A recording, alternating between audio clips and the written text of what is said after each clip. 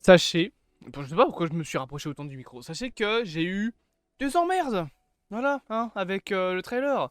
J'ai l'impression que j'ai oublié complètement de mettre. Ah non, je l'ai pas oublié, ça va. J'ai mis ma petite réaction. Ce que j'ai pas mis par contre, voilà, c'est le trailer comme ceci. Nous allons, bien évidemment, aujourd'hui, je vais y arriver, merci, c'est bon, faire l'analyse du second trailer de Echo. Je pense que la vidéo sortira plus au soir. Et normalement, aujourd'hui, vous devriez aussi avoir la critique de saison 4 de Gumball. Voilà, je pense que ça sortira soit aujourd'hui, soit demain. Soyez-en sûrs. Et peut-être que demain, du coup, vous aurez du Spider-Verse et du Planète des Singes. Voilà. Et je sais pas quoi dire de plus. Il y a du Planète des Singes. C'est tout. Bref, il y a des choses à dire sur le trailer, il y a des choses à analyser un petit peu, donc c'est pour ça qu'on est là, bien évidemment. Vous me voyez en train de remettre mes coussins, c'est normal, vous inquiétez pas. On ne va bien évidemment pas perdre plus de temps, je vérifie que j'ai mis, voilà, j'ai pas mis le son, c'est bon. Donc on va analyser ce petit trailer. On commence tout de suite avec ce plan que je vais peut-être laisser défiler légèrement, voilà, pour vous montrer ceci. Ce plan-là est pour moi assez intéressant. On va en parler tout de suite. Parce qu'on voit donc Echo qui débarque dans une espèce d'entrepôt. Il y a une grande télé, il y a des espèces de caisses avec du brillant, comme s'il y avait des pièces de monnaie qui étaient tombées au sol. Donc c'est soit ces petites caisses, ouais, avec des espèces de draps comme ça. Donc tu vois vraiment que Echo arrive dans cet endroit-là avec cette télé, mais tellement mal incrustée. Mais on va pas en reparler. Vraiment, ça se voit gros comme une maison que ça a été modifié pour le trailer. Mais du coup, je pense que cette scène-là sera le repère de soit de son groupe qu'elle avait dans Hawkeye, soit du repère de Kingpin. En tout cas, du hangar, peut-être où il stocke certains de ces trucs criminels.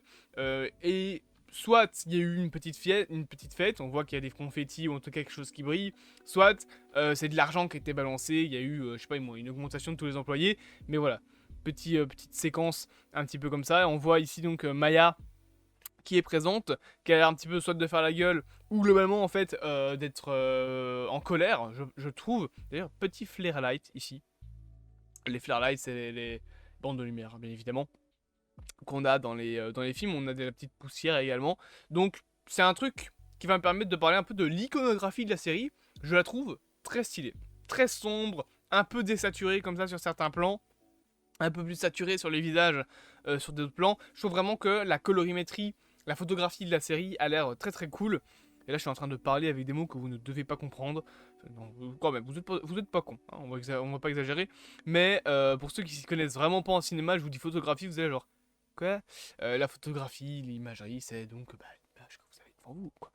Voilà, la colorimétrie qui se change en post-prod sur certains films. Vous aurez des tons plus saturés pour un film peut-être plus sombre.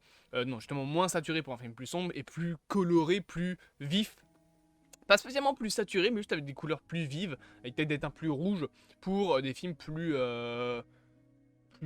colorés, plus rigolos. Et surtout des décors aussi plus colorés. Par exemple, pour un film Barbie, on va utiliser plus du rose, du rouge, du jaune que du bleu, par exemple.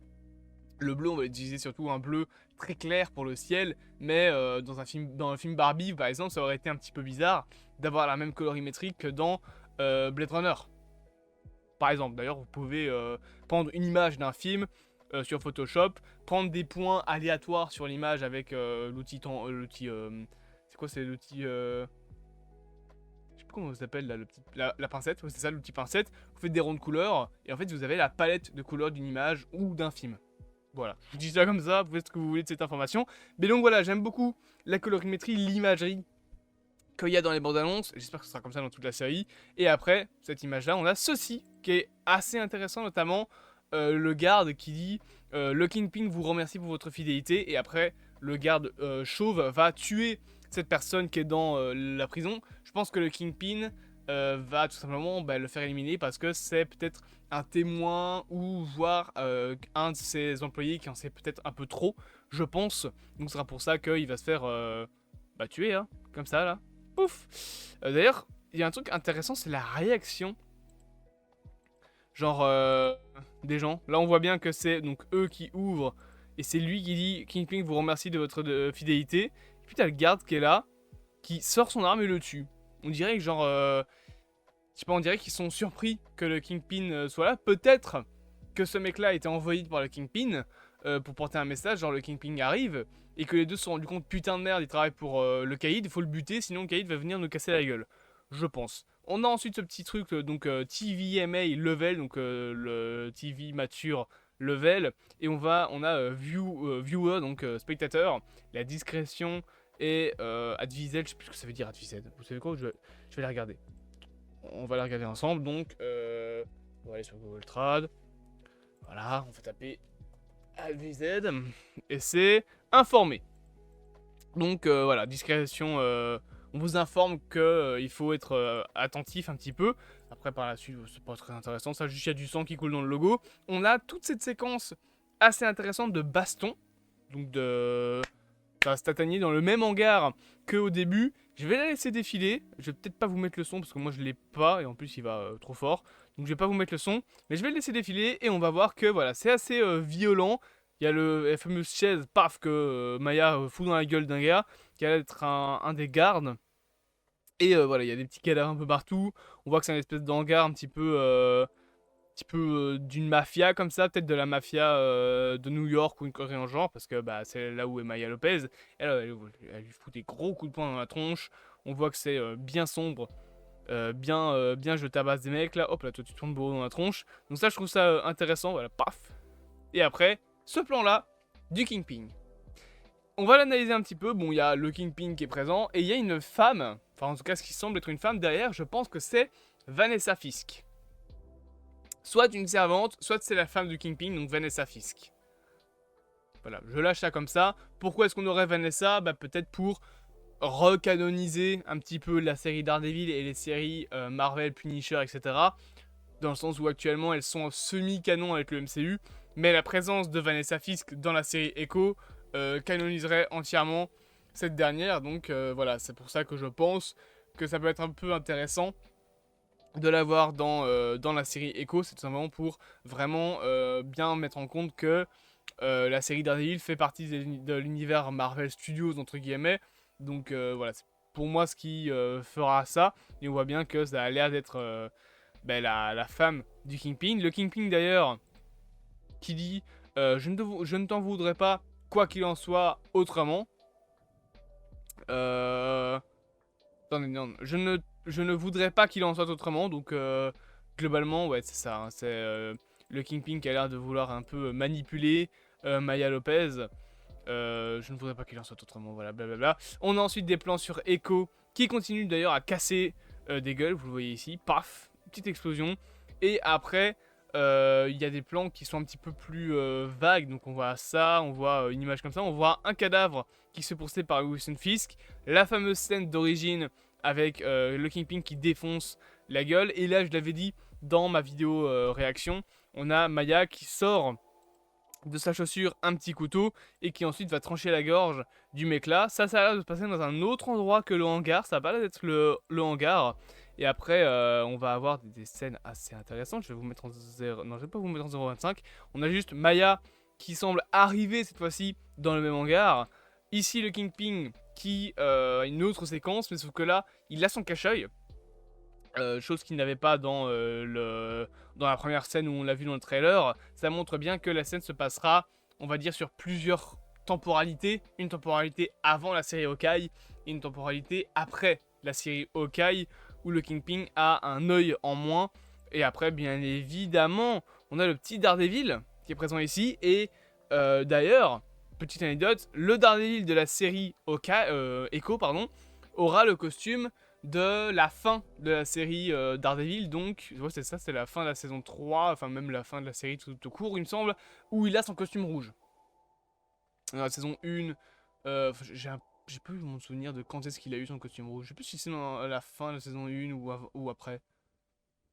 Je vous avoue que ça fait longtemps que j'ai plus vu Daredevil, donc peut-être que je la regarderai pour être sûr, pardon. Mais en tout cas, il aura son fameux costume rouge de la série Daredevil Netflix, ce qui devrait montrer, enfin ce qui montre entre guillemets que ça se passerait avant Daredevil Born Again, parce qu'il y a des rumeurs qui disent que dans Daredevil Born Again, à la fin de la série, il aura son costume en double D. donc enfin le fameux double D sur le costume de Daredevil. Ça, il l'aura donc apparemment dans Daredevil Born Again, ce qui veut dire que Echo se passera avant Daredevil Born Again. Donc peut-être que le Caïd ne tombera pas tout de suite en disgrâce, parce qu'on sait que le Caïd sera maire de New York dans la série Daredevil Born Again. En tout cas, il sera en campagne pour devenir maire de New York, donc il peut pas trop perdre non plus dans la série Echo. Je pense que ce sera peut-être une série où le Kingpin va gagner, et donc où le méchant va gagner. Après voilà, on a des petits plans.